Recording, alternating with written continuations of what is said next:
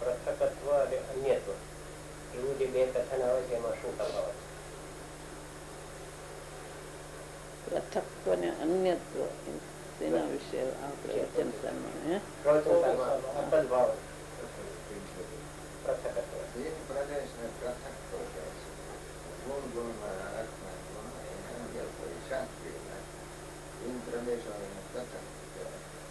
એકદમ જુદા હોય ને પૃથકત્વ કે છે અને ગુણ ભેદ હોય ને અન્યત્વ કે છે.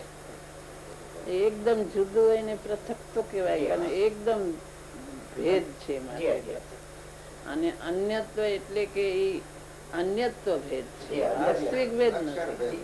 લક્ષણ ભેદ, અન્યત્વ ભેદ, એક અન્ય ને જુદું જુદું, પણ એવું તદ્દન જુદું નથી કે બે કટકા થાય એવું. પૃથકત્વ અન્યત્વ એ પ્રવચન સારમાં આવે છે.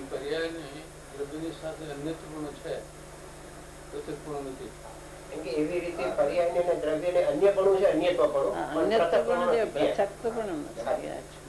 પૃથકત્વ પણ નથી, એકદમ જુદું, એકદમ અત્યંત ભાવ એવું નથી. અન્યત્વ પણ છે.